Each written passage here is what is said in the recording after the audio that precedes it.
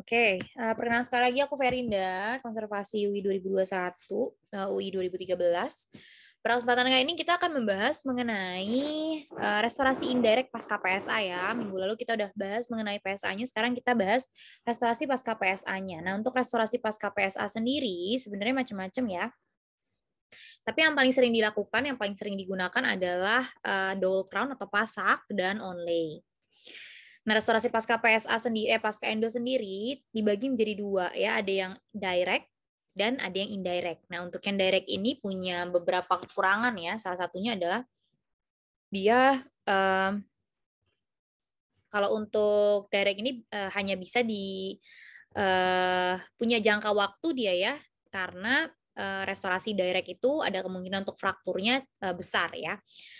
Nah, restorasi direct sendiri dibagi menjadi dua. Yang pertama ada komposit, yang kedua ada amalgam ya. Namun amalgam sekarang udah nggak dipakai lagi gitu ya.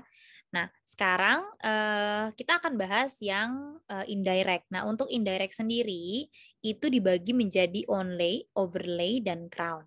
Nah, untuk yang onlay dan overlay bedanya apa? Bedanya ada pada besarnya. Untuk overlay dia lebih menutupi ya, lebih apa namanya? Lebih memeluk, tapi tidak sememeluk crown gitu. Nah, kalau untuk onlay dan overlay sendiri itu dibagi menjadi dua. Ada yang sewarna gigi, ada yang tidak sewarna gigi. Nah, untuk yang sewarna gigi mungkin teman-teman di S1 nggak kerjain ya. Yang kerjain mungkin nanti spesialis. Nah, itu macam-macam nih yang sewarna gigi. Ada yang ceramach, ada yang apa namanya, ceramach itu yang dari komposit ya, dan ada IMAX. Nah, untuk yang tidak sewarna gigi itu dari metal dia ya. Nah, ini yang biasa teman-teman kerjain. Nah, kemudian ada crown. Nah, untuk crown itu dibagi menjadi dua, yaitu ada endo crown dan konvensional. Nah, kalau yang endo crown ini, teman-teman juga mungkin nggak kerjain, ya.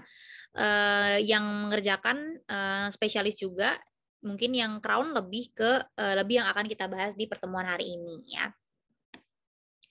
Oke, nah untuk materinya sendiri ya, materinya sendiri ini macam-macam nih. Ada yang dari noble alloy, ada yang base metal alloy, ada yang resin base composite tadi ya yang aku jelasin, ada ceramach contohnya. Kemudian ada yang seramik dan ada yang kombinasi metal dan seramik. Atau mungkin teman-teman sering dengar PFM kali ya. Nah, untuk yang noble alloy sendiri itu bisa digunakan untuk inlay, onlay, crown atau fixed bridge. Base metal alloy bisa digunakan untuk crown ya. Kemudian untuk yang resin base ini juga sama, inlay, onlay atau tambelan sementara jangka panjang. Ini biasanya pada pasien-pasien contohnya yang mau pasang orto ya, tapi harus di crown dulu. Nah, ini bisa pakai ini yang tadi ceramach itu ya. Kemudian ada all ceramic dan metal porcelain. Dua-duanya bisa untuk inlay, onlay, dan mahkota atau crown. Nah, kekurangannya masing-masing noble alloy ini itu nggak bisa digunain pada gigi yang anterior karena ya estetiknya ya. Keunggulannya dia sangat kuat, sangat tahan, namun kekurangannya ada di estetik dan ada di biaya ya. Sorry, ada di estetik dan ada di apa namanya? Kalau pasiennya ada material alloy lainnya di gigi tersebut, di gigi lainnya seperti contohnya amalgam. Nah, kemudian yang resin base ini kita nggak bahas ya, kita langsung ke metal ceramik atau yang all ceramik nih yang kita akan gunakan. Nah, kalau untuk yang all ceramik ini dia bahaya untuk gigi posterior, nggak akan kuat ya. Jadi hanya bisa digunakan pada gigi-gigi yang daya kunyahnya itu rendah. Nah, kemudian kalau untuk all ceramik biasanya paling baik digunakan untuk gigi anterior dan estetiknya sangat baik. Nah, untuk metal ceramik ini dia merupakan kompensasi di antara keduanya, antara si all ceramik dan noble alloy tadi. Jadi dia estetiknya cukup baik karena dilapisi oleh seramik, namun dia cukup kuat untuk keadaan di mana gigitannya cukup keras. Ya, nah apa sih pemilihan bahan dan teknik kriterianya? Kalau kita lihat dari keadaan umumnya itu usia pasien ya. Kemudian ada kebersihan mulutnya, kita periksa juga, motivasi pasiennya bagaimana, kemudian penilaian faktor resiko kariesnya, kemudian kebiasaan makannya bagaimana, aktivitas fungsional bagaimana, dan sumber daya keuangannya bagaimana. Karena harga itu juga pasti mempengaruhi nantinya untuk pasien. Nah, kemudian barulah kita lihat dari keadaan lokalnya. Apakah kavitasnya, ketebalan dinding yang tersisa memungkinkan untuk bahan-bahan tertentu, ya. Kemudian bagaimana dengan posisi marginnya? Apakah ada fraktur? Apakah ada kelainan pulpa periapikal? Nah, itu kita lihat ya nanti.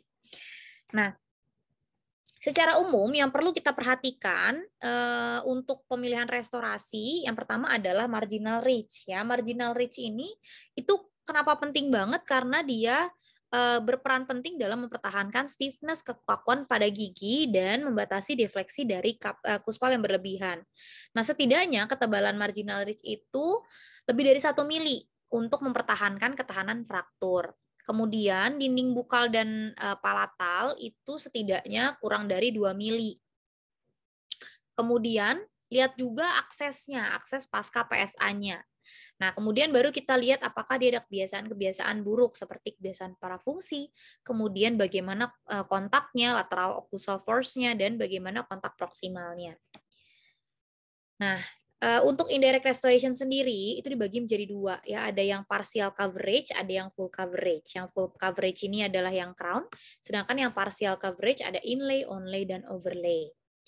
Nah, onlay sendiri itu didefinisikan sebagai restorasi indirect yang melibatkan permukaan proksimal gigi posterior dan mengenai satu atau lebih dari satu cups. Ini menurut Sturtevant. Kalau menurut Nisha Garg dikatakan bahwa onlay itu merupakan kombinasi restorasi case intrakoronal dan ekstrakoronal yang menutupi satu atau lebih dari satu cups. Nah, onlay ini beda dengan inlay karena kalau inlay itu hanya melibatkan okklusal aja, jadi ada di dalam ya.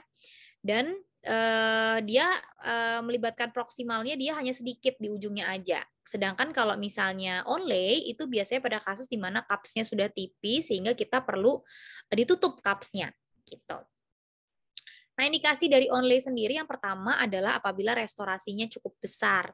Kalau misalnya restorasinya kecil ya lebih disarankan untuk menggunakan restorasi direct. Kemudian gigi yang sudah dirawat endodontik ya.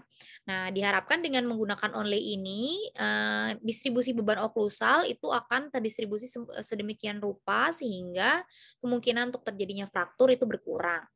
Kemudian pada gigi-gigi yang ada resiko fraktur. Nah, ini tadi ya, ketika ada resiko fraktur sebisa mungkin giginya di cover ya, baik dengan menggunakan onlay ataupun dengan menggunakan crown agar giginya tahan. Kalau dia dengan menggunakan restorasi direct aja, kemungkinan bertahannya cukup sebentar, dia nggak akan lebih dari 1 tahun atau maksimal 2 tahun lah. Kemudian pada kasus di mana giginya sudah ada cast metal alloy gitu. Kemudian apabila kita mau menutup diastem dan mengkoreksi bidang oklusal serta apabila gigi tersebut itu dijadikan abutment untuk prostolepasan ya seperti GTS atau GTS-KL. Nah, kontraindikasinya adalah pada keadaan yang tingkat kariesnya tinggi. Nah, ini harus dikontrol terlebih dahulu tingkat kariesnya sebelum kita menggunakan restorasi tuang, karena percuma nanti takutnya harus dibongkar lagi. Kedua, pada pasien usia muda yang belum pernah dirawat endodontik. Jadi, giginya masih ada giginya mau ditambel aja gitu ya, belum pernah di PSA, tapi mungkin kariesnya besar. Nah, ini nggak boleh sebaiknya di pasien usia muda karena dia pulpanya masih besar. Kemudian estetik ya, kalau misalnya gigi anterior sebaiknya nggak harus dipertimbangkan dengan menggunakan komposit ya, atau bisa juga dia setidaknya tidak menggunakan yang logam. Kemudian pada kasus di mana restorasi kecil. Nah, berikut merupakan kekurangan dan keuntungan dari onlay. Nah, onlay sendiri itu memiliki kelebihannya satu, dia dalam melindungi gigi dari fraktur tuh cukup baik, kemudian biokompatibilitasnya baik, kemudian keausannya rendah, kemudian kontrol kontur dan kontaknya baik, serta tidak ada splitting force. Splitting force ini biasanya terjadi pada inlay, karena inlay itu dia menghasilkan wedging effect ya pada struktur fasial dan lingual, sehingga menyebabkan terjadinya kemampuan fraktur. Kemudian kekurangannya dia tidak bisa hanya satu kali kunjungan, beda dengan restorasi direct ya. Kemudian dia juga memerlukan restorasi sementara agar tidak bergerak posisinya. Kemudian tekniknya cukup sensitif serta mengeluarkan biaya yang cukup ya, cukup lumayan mahal. Nah, onlay sendiri itu dibagi-bagi lagi. Nah, onlay itu ada salah satunya ada partial onlay. Partial onlay ini kita pakai ketika dia restorasi cast metalnya itu hanya menutupi setidaknya satu cups, tapi nggak semua cups ditutup. Ya, partial cap biasanya kita sebutnya. Ada full cap, ada partial cap. Nah, ini partial cap. Nah, untuk yang partial cap ini, tetap semua yang enamel-enamel yang rusak, yang sudah lemah tetap harus dibuang. Kemudian kavitasnya, kedalaman kavitasnya juga tetap harus sama, sebenarnya mirip, cuma bedanya ada bagian yang nggak ditutup aja. Gitu. Kemudian kalau misalnya ketika kita preparasi, kita akan mengambil 2/3 jarak dari cups, kita tetap harus ambil tuh cupsnya. Kalau misalnya misalnya nih kita sampai sini nih ya, ternyata kavitasnya besar mengenai 2/3 dari cups, cupsnya harus tetap diambil. Intinya adalah tidak boleh ada cups yang tipis, tidak boleh hanya ada enamel saja di situ. Gitu. Nah, sekarang untuk preparasinya, sekarang kita bahas yang metal dulu ya. Untuk metal sendiri, macam-macam sebenarnya, nggak harus pakai bur yang ada di sini ya. Ini dari textbook soalnya. Yang penting kita biasanya menggunakan bur fissure untuk mereduksi bagian oklusal. Kemudian untuk yang proksimal, kita bisa menggunakan bur yang lebih tapered seperti ini ya, untuk bisa masuk ke celah-celah proksimal. Kemudian untuk preparasi margin bevelnya bisa dengan menggunakan yang diamond seperti ini. Nah, kita akan bahas satu-satu. Yang pertama adalah untuk preparasi inisial dulu ya. Pertama, kita akan melakukan reduksi oklusal terlebih dahulu. Nah, untuk reduksi oklusal ini atau reduksi cups ini itu kenapa dilakukan pertama? Karena dia itu membantu meningkatkan akses dan visual ke step selanjutnya gitu. Kemudian dia juga akan meningkatkan efisiensi dari instrumen, serta ketika sudah kita reduksi, kita bisa lihat nih apakah gigi tersebut masih bisa digunakan onlay, apa harus crown, dan kita bisa lihat divergensinya yang kita butuhkan untuk melakukan onlay tersebut. Nah, setidaknya untuk reduksi oklusal itu kita membuang sebesar sekitar 1,5 sampai 2 mili preparasi kedalamannya. Nah, kemudian biasanya untuk preparasi reduksi oklusal ini kita buat titik acuan terlebih dahulu. Nah, preparasi acuannya bisa kita lakukan sedalam 1 mili sampai 1,5 mili dengan membuat groove seperti ini ya. Dan groove-nya ini tetap harus mengikuti margin ya, jadi harus mengikuti anatomi dari gigi tersebut.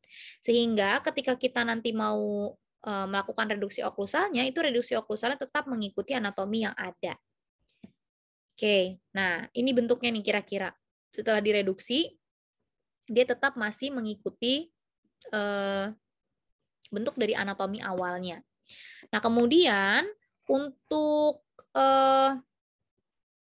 dinding yang vertikalnya ya, di bagian dalamnya ini kita harus lihat nih.